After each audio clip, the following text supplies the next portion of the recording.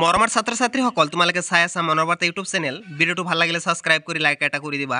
মই শিক্ষক হিচাপে বহুতো কষ্ট কৰি এই কুৱেশ্যনবিলাক সংগ্ৰহ কৰা হয়, যুগুতোৱা হয়। এই কুৱেশ্যনবিলাক আনি তোমালোকক ভিডিঅ' আকাৰে দি আছোঁ। তোমালোকে এটা লাইক কৰি অনুপ্ৰেৰণা যোগাই দিবা বুলি মই আশা ৰাখিছোঁ আৰু ছাবস্ক্ৰাইব এটা কৰি দিবা। কমেণ্ট কৰিলে কমেণ্ট লাগিলে কৰি দিবা, ঠিক আছে। কোনো ধৰণৰ অসুবিধা হ'লে মোক জনাই দিবা কমেণ্টৰ যোগেদি। প্ৰথম কুৱেশ্যন এতিয়া আলোচনা কৰোঁ আহা। জেনেৰেল চায়েন্স ক্লাছ 8-ৰ শুদ্ধ উত্তৰটো বাছি ওলোৱা দিয়া আছে অন্তঃনিষেচন ঘটনা। অন্তঃনিষেচন ক'ত ঘটে? স্ত্ৰী দেহত, ঠিক আছে। লালকে এটা পূৰ্ণাংগ ভেকুলীলৈ বিশাস হোৱা প্ৰক্ৰিয়া কি বোলে?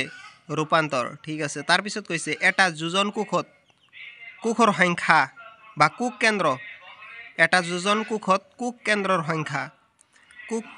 সংখ্যা কেইটা থাকিব? এইটো দিছে যোজন কোষত এটা দিছে। তাৰপিছত 2 নম্বৰ কুৱেশ্যন চমুকৈ উত্তৰ দিয়া। দহন কি? মেগনেছিয়াম আৰু অক্সিজেনৰ লগত বিক্ৰিয়া ঘটিলে কি উৎপন্ন হয়? LPGৰ সম্পূৰ্ণ নাম কি? Liquid petroleum gas.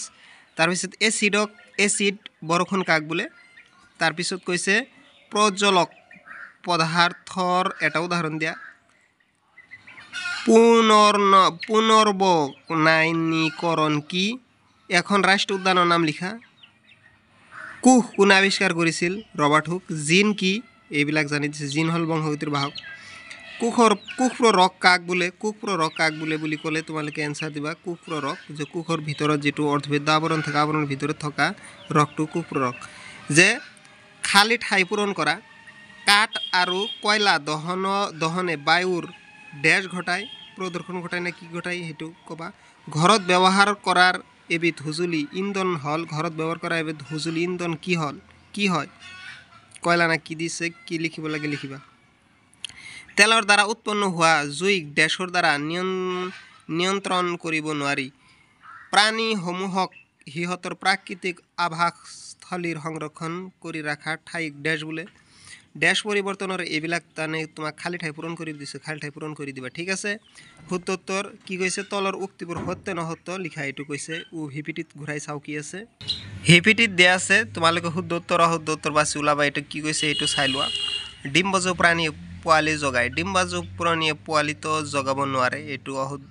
ডিম্বজ প্ৰাণীয়ে পোৱালি জগায়। অযৌন প্ৰজননত নিষেচন আৱশ্যক।